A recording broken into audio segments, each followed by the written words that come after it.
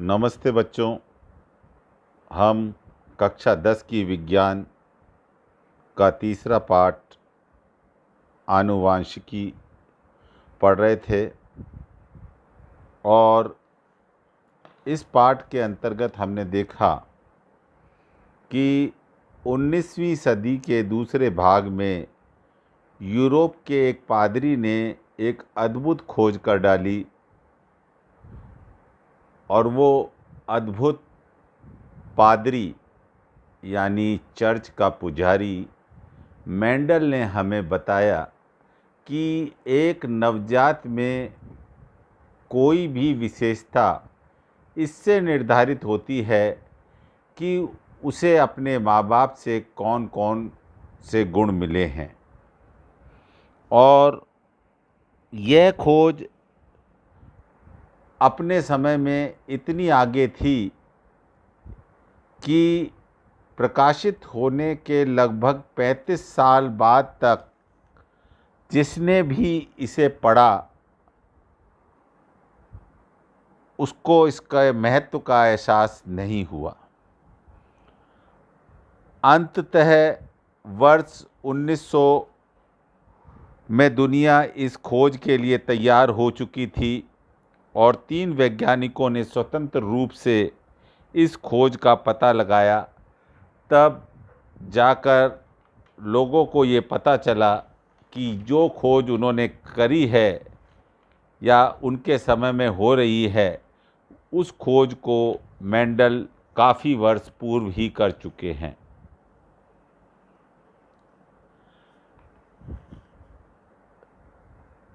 अठारह के अंदर मेंडल ने चर्च में दाखिला लेते हैं और उस समय की एक परंपरा थी कि जो भी चर्च में दाखिला लेता था वो चर्च में दाखिले के बाद एक नया नाम अपना लेते थे। यहाँ मेंडल ने ग्रेगर नाम अपनाया।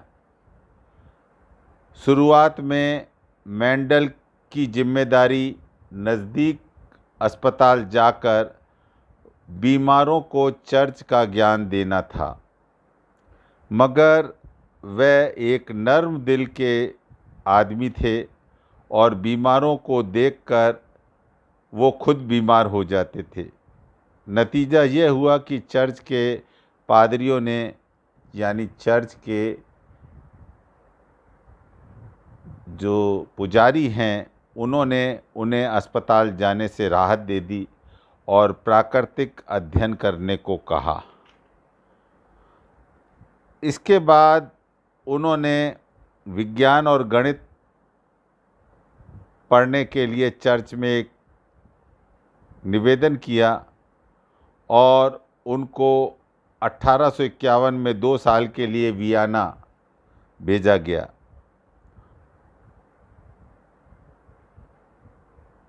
ऑस्ट्रिया के मॉडल एक गणितज्ञ से मिले। उनका मानना था कि दुनिया की हर चीज़, चाहे वो मनुष्य द्वारा बनाई गई हो या प्रकृति द्वारा, उसमें गणित का एक फॉर्मूले फिट बैठता है और उसे गणित के किसी फॉर्मूले से समझा जा सकता है। और यही बात ने उनको सबसे ज़्यादा प्रभावित किया और अपनी जो आगे उन्होंने खोज की उसमें इस बात का ध्यान रखते हुए कार्य किया। मेंडल ने शुरुआत में चूहों पर अपना परीक्षण खोजने लगे कि किसी भी जीव जंतु में माँ बाप से बच्चे तक यानी एक पीढ़ी से दूसरी पीढ़ी तक शारीरिक लक्षण कैसे दिए जाते हैं। लेकिन वहाँ के चर्च के पादरियों को चूहों पर काम करना मेंडल का पसंद नहीं आया, जिसके फलस्वरूप उन्हें चूहों पर अपना परीक्षण कार्य छोड़कर मटर के पौधों पर अपना ध्यान केंद्रित किया। उन्होंने देखा कि एक मटर के पौधे की खास विशेषता ये होती है कि उसमें 7 विपर्यासी लक्षण होते हैं और उन्हीं 7 लक्षणों में से एक लक्षण होता है मटर के पौधे के पुष्प का रंग। उसका फूल या तो सफ़ेद होता है या जामुनी, जामुनी यानी बैंगनी कलर का। अब जानने वाली बात यह थी कि ऐसा क्यों होता है और एक पौधे में वो क्या चीज़ है जो निर्धारित करती है कि फूल का रंग सफ़ेद होगा या जामुनी। इस सवाल का हल खोजने के लिए मेंडल ने एक प्रयोग किया। मेंडल का काम समझने से पहले हम वापस एक बात को दोहरा लेते हैं कि जो मैंने आपको पूर्व की कक्षा में पढ़ाई है कि जो पौधे के जो फूल हैं, मटर के पौधे के फूल हैं, उसमें 2 भाग होते हैं, नर भाग पुंकेसर और मादा भाग स्त्री केसर। नर और मादा का जब मिलान होता है यानी निषेचन की क्रिया हो रही है, जिसे विज्ञान में निषेचन कहते हैं, नर का के पुंकेसर से जब परागकण मादा के स्त्री केसर के वर्तिकाग्र पर गिर जाएंगे, यानी परागकण जब वर्तिकाग्र पे गिर जाएंगे तो निषेचन की क्रिया हो जाती है और नए पौधों से बीज तैयार होते हैं। इस तरह से ये पीढ़ी दर पीढ़ी ये क्रिया होती रहती है। तो मेंडल ने शुरुआत में, अब जो प्रयोग पर आ जा रहे हैं हम, 2 पौधे लिए, 2 का मतलब 2 तरह के पौधे लिए, जिसमें से एक तरह के जो पौधे थे उन पर हमेशा सफ़ेद फूल खिलते थे और दूसरी तरह के पौधों पर जामुनी यानी बैंगनी रंग के।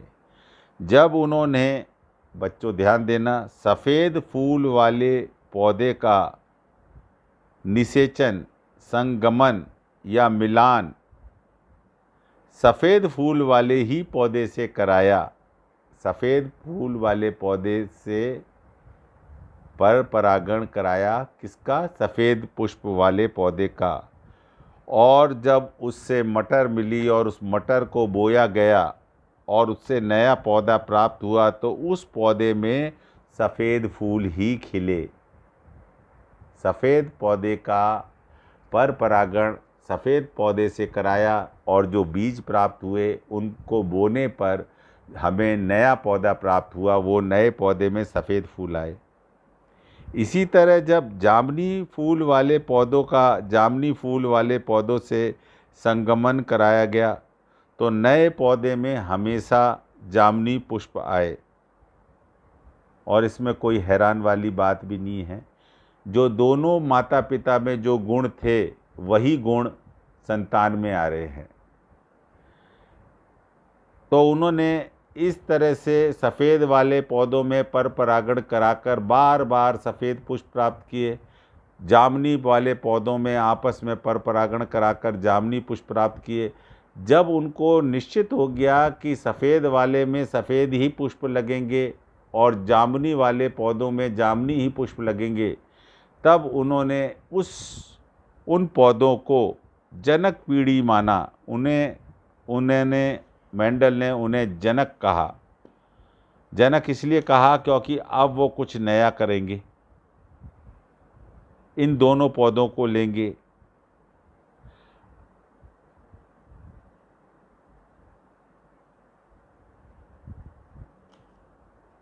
देखते हैं, आइए बच्चों देखते हैं कि अब वो नया क्या करने जा रहे हैं। इसमें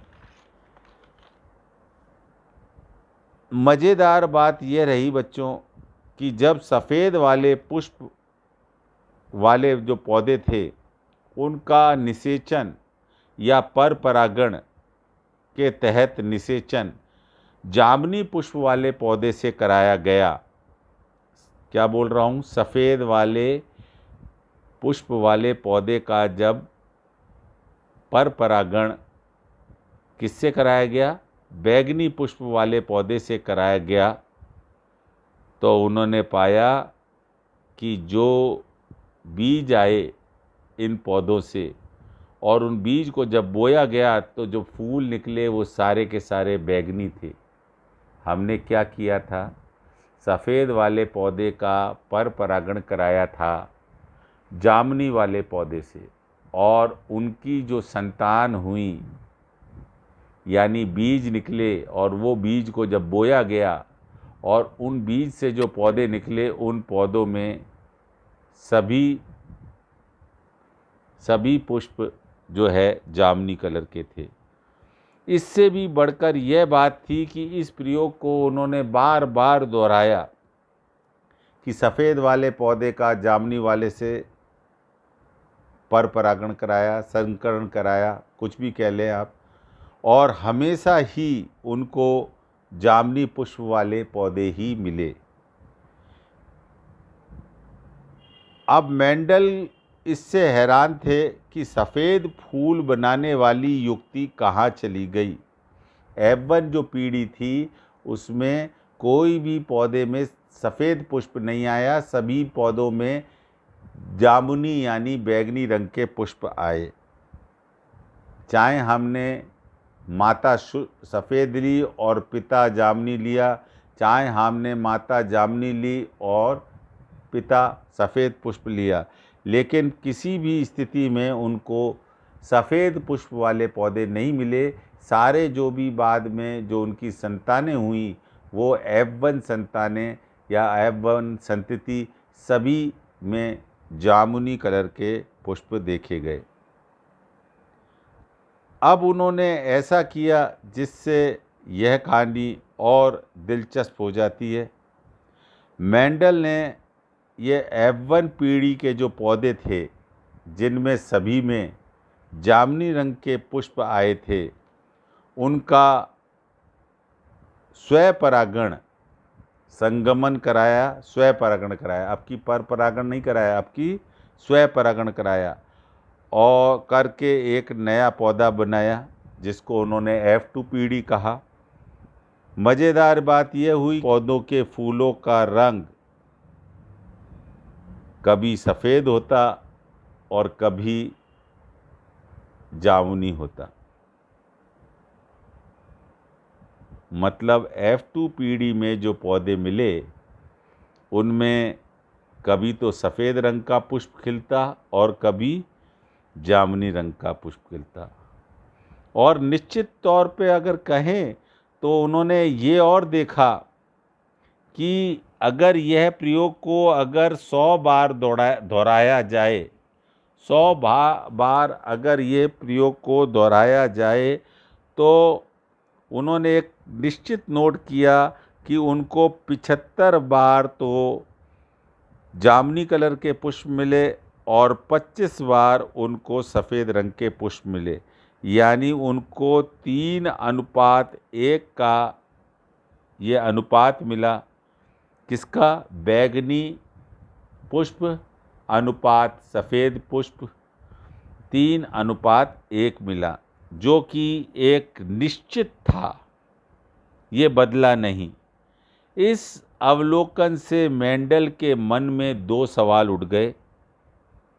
वो 2 सवाल कौन से थे? पहला, ऐसा क्या हो गया कि F1 पीढ़ी में यानी प्रथम पीढ़ी में सफ़ेद रंग पीढ़ी से गायब हो गया और फिर F2 पीढ़ी में वापस आ गया? और दूसरा, इन पौधों में क्या चल रहा था कि जिससे 75:25 का आंकड़ा का पालन कर रहे थे, यानी 3:1 के नियम का पालन कर रहे थे। ये 2 सवाल मेंडल के उठे और उन्होंने इस सवालों का जवाब 3 नियमों में दिया, जिन्हें हम आगे देखेंगे। मेंडल के एकल संकर संकरण प्रयोग क्या होता है उसको देख लेते हैं।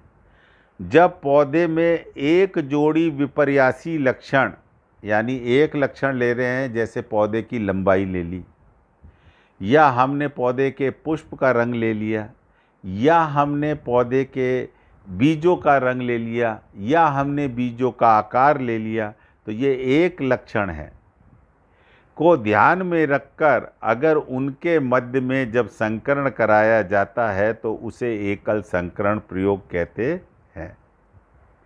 प्रथम और द्वितीय नियम जो आगे हम पढ़ेंगे वो इसी एकल संकरण यानी क्रॉस पर आधारित है। क्रॉस का अर्थ होता है संकरण।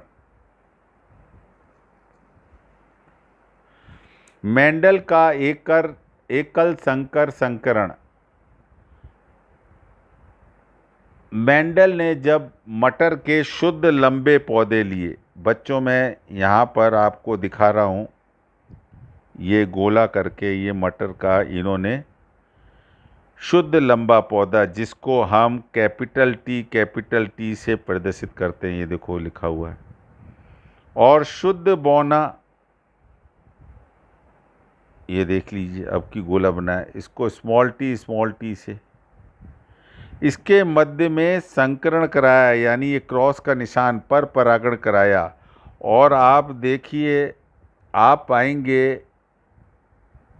क्या पाएंगे कि जितने भी F1 पीढ़ी में पौधे हुए, ये देखो ये सभी लंबे पौधे थे। ये कैसे थे? सभी लंबे पौधे थे।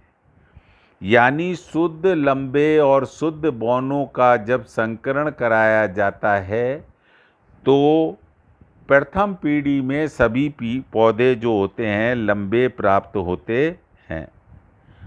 और इसी चीज़ को आगे देखते हैं। जब मेंडल ने, अब ये जो प्रथम पीढ़ी है F1 पीढ़ी, ये इसमें स्वयं परागण कराया, देखो यहाँ लिखा हुआ है स्वयं परागण, तो हमारे को 75%, ये 75% हो गए। ये 3 पौधे जो आए हैं, ये 3 पौधे कैसे थे? ये 3 पौधे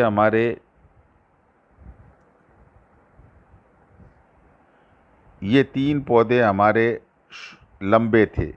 इसमें से ये वाला जो एक पौधा है वो शुद्ध लंबा है और 2 संकर लंबे हैं, और 25% पौधे बौने प्राप्त हुए, यानी ये पौधा जो है 25% के अंतर्गत आता है, एक पौधा। यानी यहाँ अनुपात 3 पौधे हमें लंबे और 1 पौधा हमारे को बौना प्राप्त हुआ है। शुद्ध लंबा और शुद्ध बौने पौधे के मध्य संकरण, इसको एक बार फिर से समझ रहे हैं हम। इस चित्र को, शुद्ध लंबे पौधे में समयुग्मजी होता है, यानी दोनों एलिल यानी युग्म विकल्पी समान होंगे, और शुद्ध बौने में दोनों एलिल स्मॉल टी होंगे। इसको हमने जनक पीढ़ी कहा है।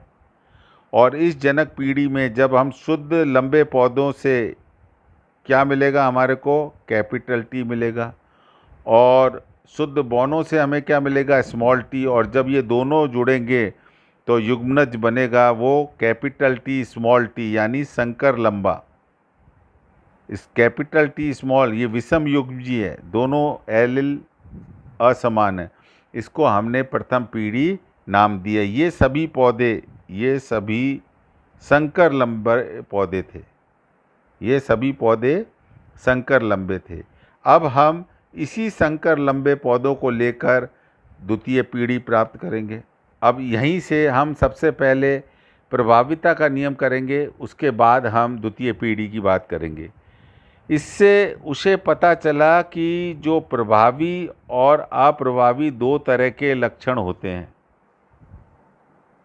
जैसे लंबाई में एक लक्षण है लंबापन, दूसरा है बौनापन। अब प्रभावी कारक जो टी है वो अप्रभावी कारक को प्रकट नहीं होने देता है। सभी पौधे लंबे हुए थे, प्रथम पीढ़ी में यहाँ देख लो आप, सभी पौधे लंबे, तो इसका मतलब जो बौनापन था, ये वाला बौनापन ये छिप गया है, ये प्रकट नहीं हुआ है। क्या प्रकट हुआ है? ये टी प्रकट हुआ है, स्मॉल टी छिप गया है। ये चीज़ यहाँ से निकल कर आ रही है और इसी से प्रभाविता का नियम बना है। कारक युग्मक में पाए जाते हैं। इसका अर्थ क्या है बच्चों?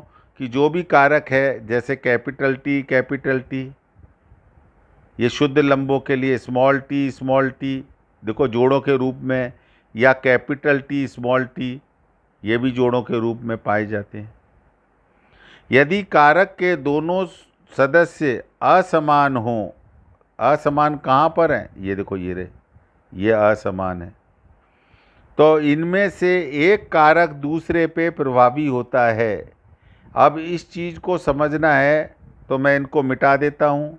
यहाँ पर इस चीज़ को इस प्रकार रखता हूँ कि जैसे अगर मैंने ये लिया है टी स्मॉल टी, तो यहाँ पर ये क्या है? प्रभावी है। इसको मैं प्रभावी दर्शाने के लिए लाल से दर्शा दे रहा हूँ, ये प्रभावी है। और ये वाला जो दूसरा कारक है वो अप्रभावी है। तो कौन प्रकट होगा? ये प्रकट होगा और ये छिप जाएगा। तो यहाँ पर यही हुआ है, दोनों सदस्य असमान हैं तो एक कारक दूसरे पे प्रभावी हो जाता है, दूसरे पर प्रभाव उसका ज़्यादा पड़ता है, वो प्रकट होता है। प्रभावी कारक आपके लिखने के हिसाब से मैं इसको मिटा देता हूँ इस लाइन को, नहीं तो आपको दिखाई नहीं देगा।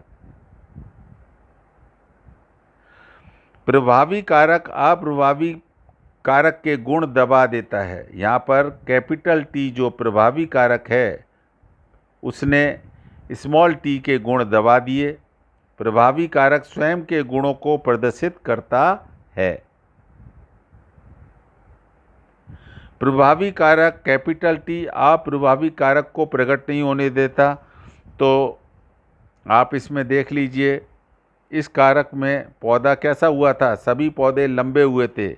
ये हमारे को मिला था प्रथम पीढ़ी F1 में, ये मिला था, और ये मिलने पर हमने देखा था सभी पौधे लंबे थे, यानी कैपिटल टी प्रभावी था और स्मॉल टी अप्रभावी था। यानी कैपिटल टी यानी लंबापन प्रभावी था और बौनापन जो था स्मॉल टी अप्रभावी रहा। इसलिए प्रथम पीढ़ी में सभी पौधे लंबे हुए थे।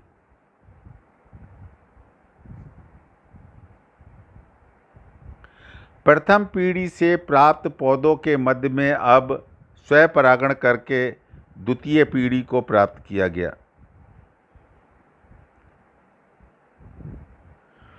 यहाँ पर हमारी प्रथम पीढ़ी जो आई थी वो ये आई थी बच्चों, और ये भी वही प्रथम पीढ़ी है। दोनों जनक जो हैं प्रथम पीढ़ी के हैं, यानी संकर लंबे, इनको हम बोलेंगे संकर लंबे। दोनों संकर लंबे हैं, और जब ये टूटेंगे तो एक कारक कैपिटल टी होगा, दूसरा स्मॉल टी होगा।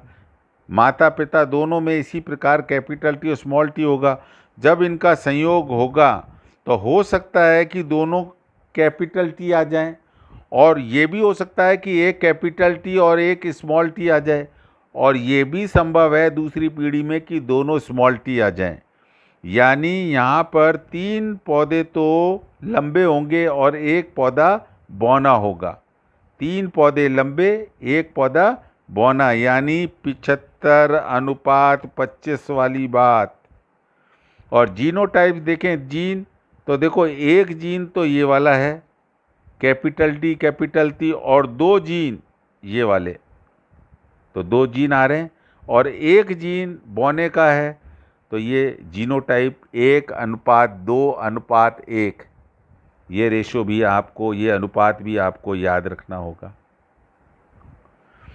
विसंयोजन का नियम अथवा युग्मकों की शुद्धता का नियम या पृथक्करण का नियम भी इसको कहते हैं, कई नामों से पुकारा जाता है।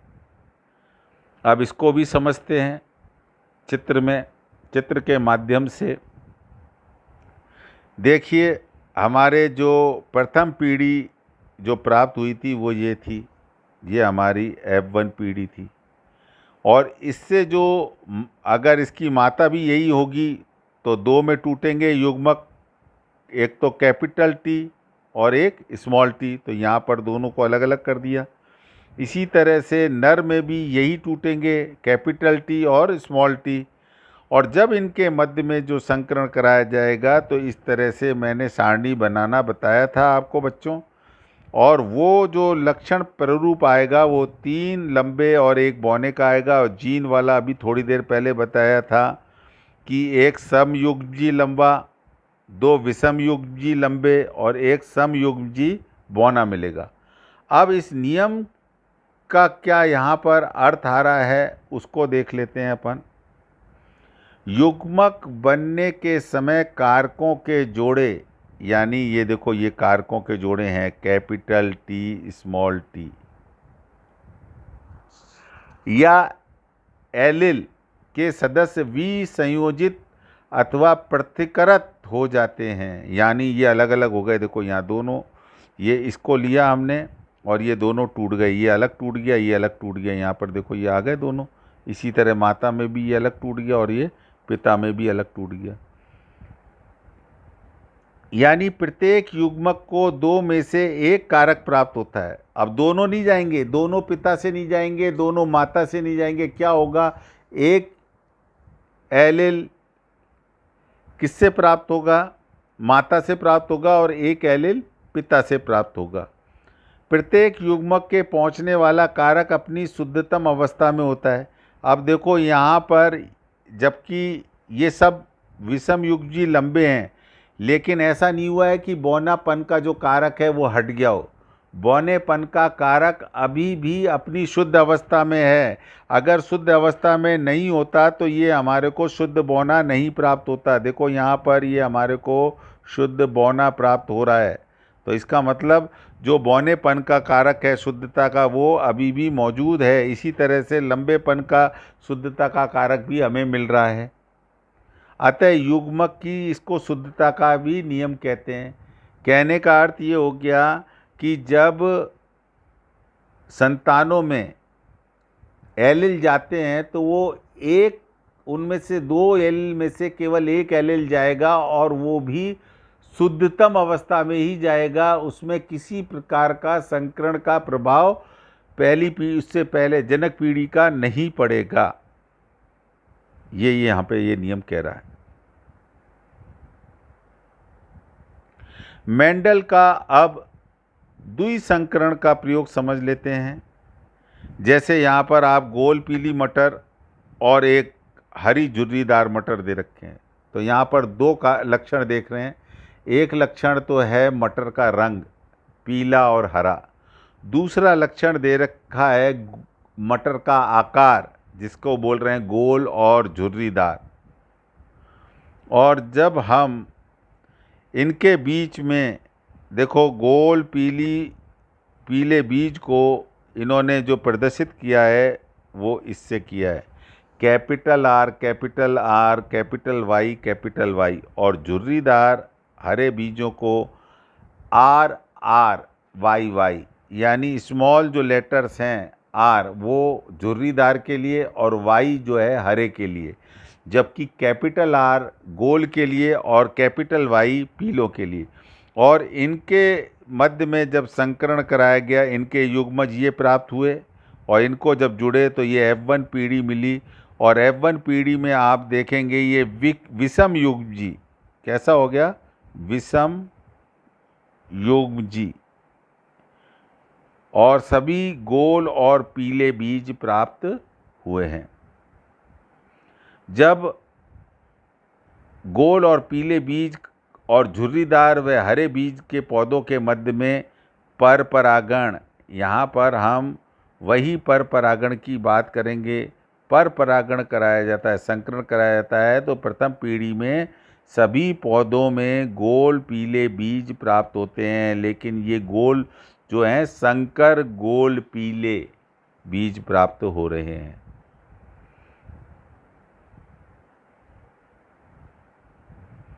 यहाँ पर अब द्वितीय पीढ़ी की बात आ गई है। प्रथम पीढ़ी में जो हमारे को मिला था, क्या मिला था? प्रथम पीढ़ी के जो पौधे थे वो हमारे R small R, Y small Y. अब ये जब इनका जब संकरण होगा तो इनमें से एलिल जो बनेंगे या तो ये बनेगा या ये बनेगा या ये बनेगा या ये बनेगा। 4 तरह से ये युग्मक दे सकते हैं। इसी प्रकार जो माता है वो भी 4 तरह से दे सकती है। और ये जब आपस में जुड़ेंगे, जैसे ये दोनों जुड़ गए तो हमारे को ये मिला।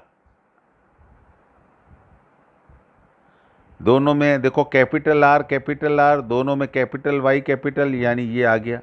इसी तरह से अगर हम देखें, ये ना जुड़कर, मान लो ये ना जुड़कर ये दोनों जुड़ गए, तो ये दोनों जुड़े तो देखो कैपिटल आर और कैपिटल वाई और स्मॉल वाई।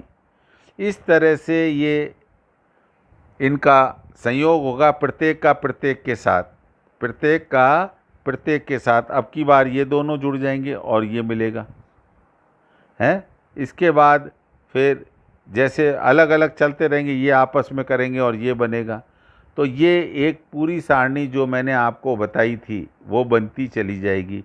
और इनका जो अनुपात आएगा वो अनुपात कुछ इस तरह का होगा कि 9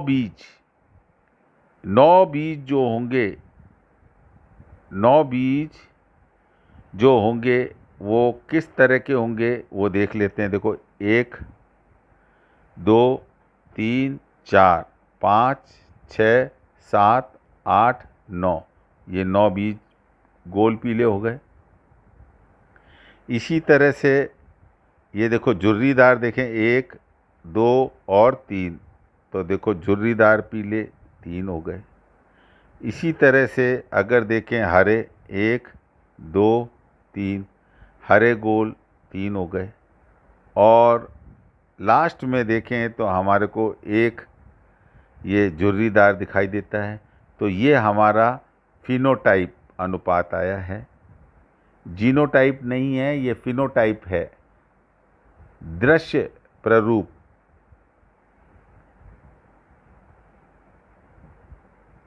मेंडल के स्वतंत्र अपवूहन का नियम, इसी प्रयोग के आधार पर जो मैंने बीज बताए थे उसके आधार पर ये नियम बना है। वो नियम क्या है? वो नियम ये कहता है कि द्वितीय पीढ़ी में लक्षणों का स्वतंत्र रूप से पृथक होने के कारण प्रत्येक जोड़ी के विपर्यासी लक्षण दूसरी जोड़ी के विपर्यासी लक्षण से स्वतंत्र व्यवहार करते हैं। मतलब यहाँ पर 2 लक्षण थे, यहाँ पर 2 लक्षण थे। कौन कौन से बच्चों? एक तो था वाई वाई और एक लक्षण था आर आर। इसी तरह से यहाँ पर वाई वाई हरापन और झुर्रीदार था।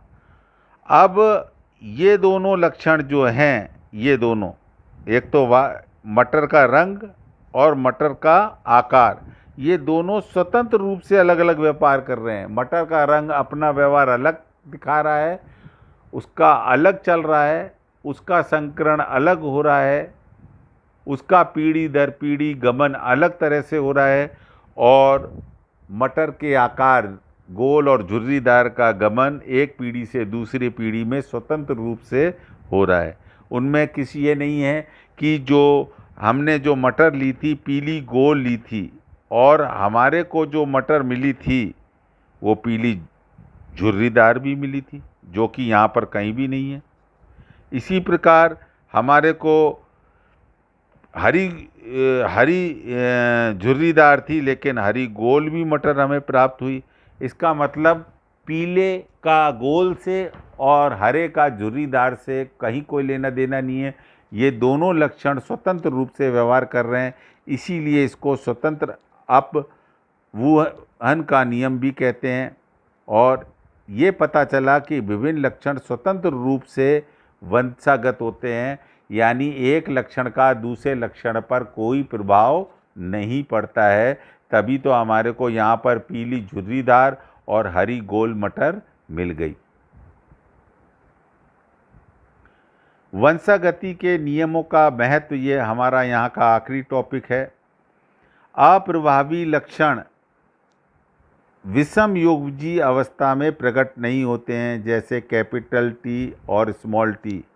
अब ये अप्रभावी लक्षण है, ये प्रकट नहीं होता है। विषम युग्मजीय अवस्था यानी ऐसी अवस्था जिसमें दोनों लक्षण क्या हैं, अलग अलग हैं, दोनों लक्षणों के एलील अलग अलग हैं, तो यहाँ पर स्मॉल टी यानी बौनापन प्रकट नहीं होता है। संकरण विधि द्वारा उपयोगी लक्षणों का विकास किया जा सकता है। जो हमारे लिए उपयोगी हैं उन लक्षणों को हम बढ़ावा दे सकते हैं, उन्हीं को रख सकते हैं। इसके अलावा एक बात और इसमें आ रही है, वो ये आ रही है कि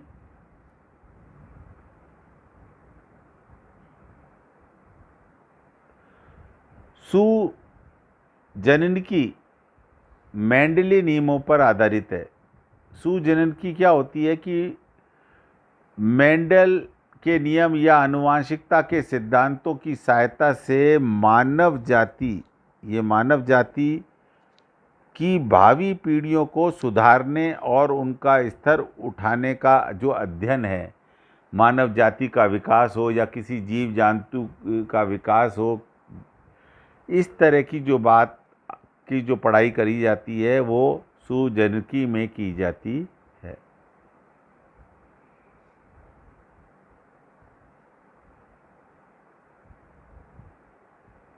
जीन संकल्पना को पुष्टि मिली इसके अंतर्गत।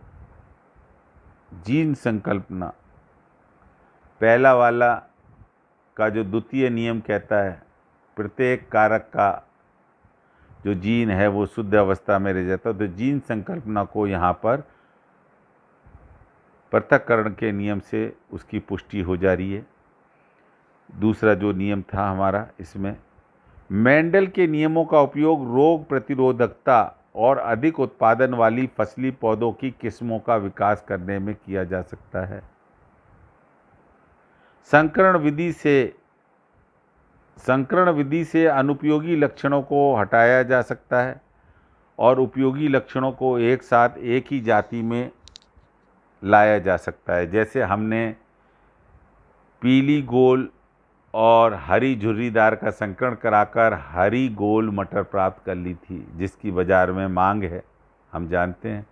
तो हमने उपयोगी लक्षणों को एक साथ करके एक ही जाति में ले आए। तो बच्चों, ये पाठ आज पूरा हो गया है। आप इस पाठ के प्रश्न उत्तर कर लें। आशा करता हूँ कि आपको ये पाठ अच्छी तरह से समझ में आ गया होगा। आज के लिए इतना ही। नमस्ते बच्चों।